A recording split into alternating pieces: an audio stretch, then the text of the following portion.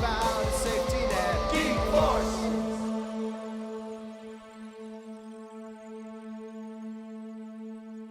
Hello and welcome to our Movie of the Year review. Yeah. With me is Adam Nightingale, amateur film buff. Yeah, in the Victorian sense of the word amateur.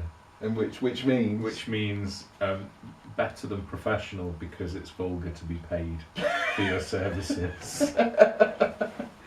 Because amateurs are independently wealthy and just do it for the sheer sport of it, and they don't have to vulgarise their talent by payment. So that's me, but without the independently wealthy. But, you'd seen a lot of films this year. Fair amount of films. 58. Yeah. 58 films, which it doesn't seem that much. But It doesn't seem that much really when if you were doing it professionally, you'd see a lot more. Yeah. You know, this is out of your own money. Nobody's. Well, yeah. Yeah, exactly. Yeah. So, but it's more than one a week. Yes, it is.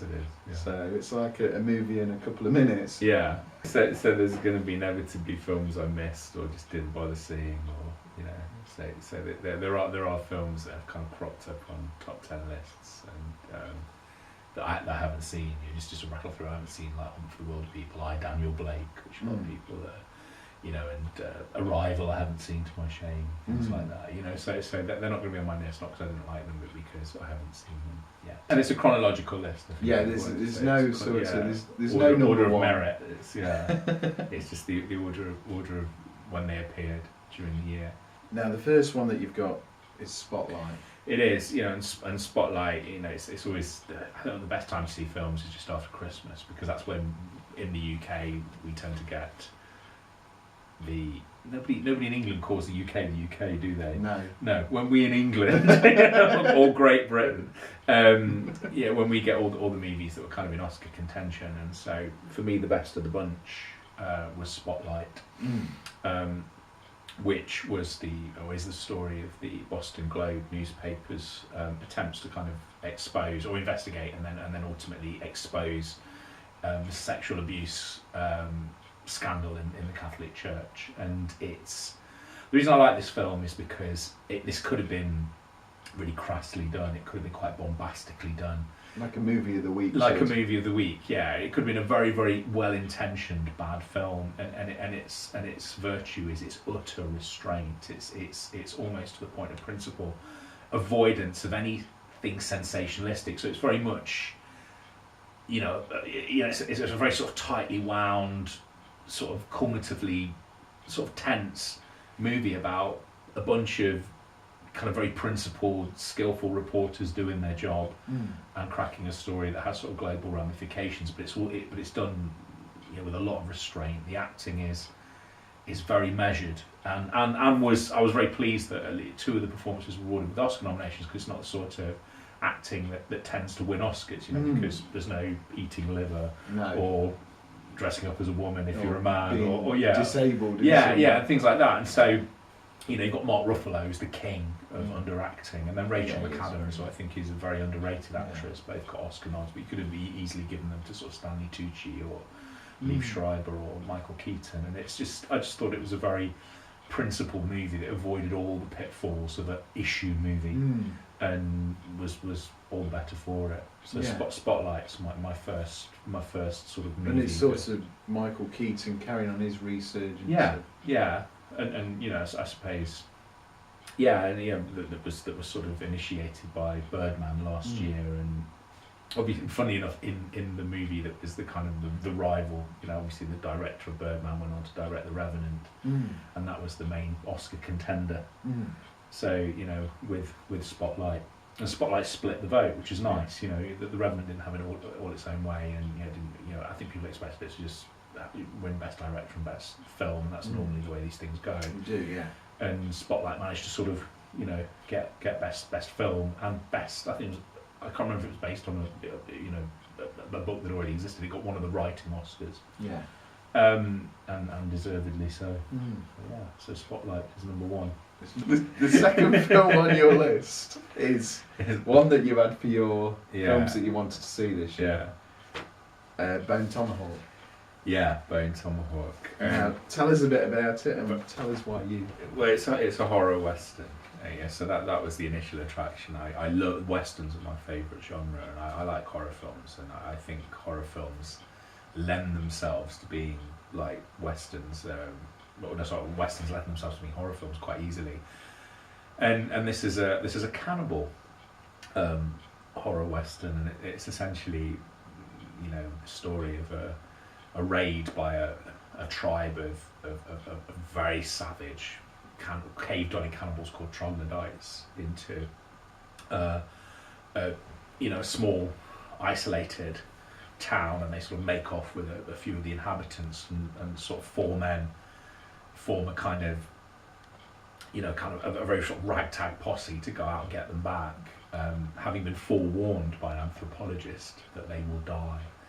And the thing that I like about this movie is it's a real sort of collision of styles. Or collision's the wrong word. It's a real kind of blending of styles, because the ending is kind of visceral in the extreme. It's kind of real kind of blood and guts, series of confrontations with these cannibals. But the lead up to it, which is almost like an hour of screen time, is very slow paced, and it's really kind of punctuated by moments of silence as these four guys ride across the desert, and these kind of banal but fascinating conversations just about the kind of mundanities of frontier life. Like they have this conversation between Kurt Russell, who's the sheriff of the town, and Richard Jenkins, who's his like deputy, about corn chowder, about what chowder is.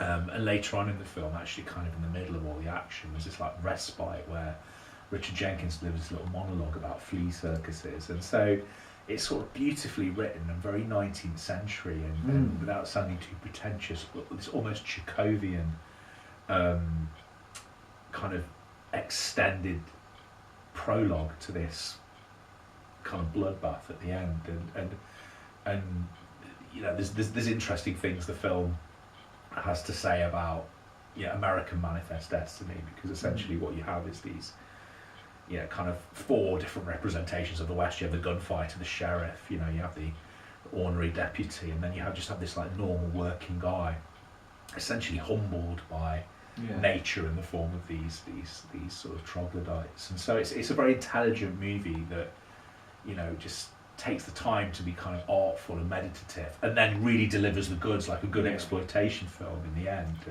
And the other thing that I always kind of forget until I see the film again is like, because you remember what you see, you remember the horrible sequences where they don't really cut away and they just show you stuff that that you haven't seen in a kind of movie with a sort of A-list star, but it's the sound as well. It's one of these movies where the sound is really eerie, and they manage to sort of generate these incredible hunting cries from these creatures as they're kind of stalking the heroes. And then you have this like one sequence where you see one just let out this massive scream in this cave, and it's as kind of effective a moment of horror as anything bloody that happens in the film. And so for all those reasons I loved it. And Kurt Russell is the kind of he kind of holds the centre of the movie, and he's on an incredible role that probably started, I think, back in Death Proof.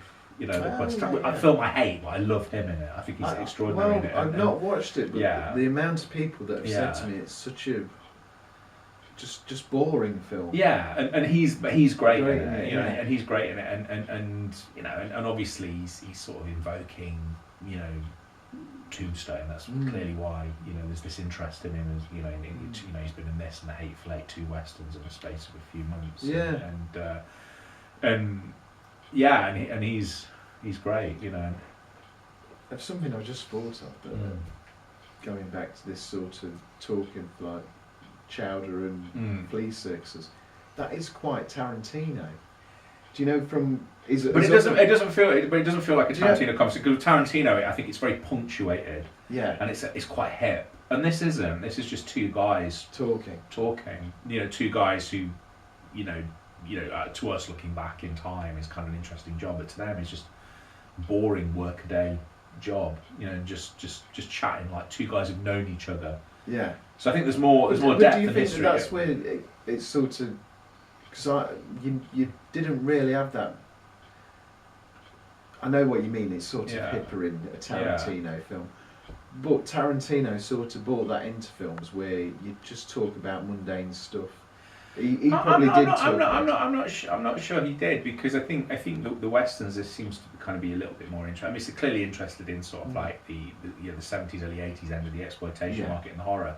But the westerns it seems to be referencing are things, I would say, things like McCabe and Mrs. Miller, the Robert Altman western, which is kind of quite grubby and grubby, but also very, you know, you have a lot of kind of overlapping dialogue, and you know, Robert Altman seemed to be interested in that in just showing, you know, the West as it was lived, with people just, you know, kind of engaging in normal conversation, you know, with its normal rhythms and kind of overlapping rhythms and things like that. And although this goes to the other end of the spectrum stylistically, in which people don't jabber, you know, they speak, they think, and then they say something, you know, but it just seems to be more interested in sort of replicating real speech from the 19th century. It has an authentic 19th century kind of quality to it that's hard to do, and I think very few films, even westerns, don't quite pull off, you know. And I love this film.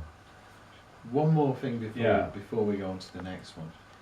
You said that it leaves you with a lasting impression anyway, but you took this around to your friend's house. Yeah, I took this around to my friend's house, and his reaction was great. It was kind of his reaction was quite funny, because there's a famous scene in it where, you know, someone gets kind of basically sort of filleted, and it's just done in, like, it feels like it's done in one take. I don't know, and there's no cutaway, and you think, did they actually murder an actor? I don't know. I don't recognise that actor. I've not seen him in anything since. Did they just think, well, you know, for our sake, this is like a Star Trek mission. Nobody's ever seen this guy before. And my friend said, "What have you brought into my house?" So this film had like defiled the Broadway and then defiled my friend's house. Traveling to the past without a safety net. Traveling to the past without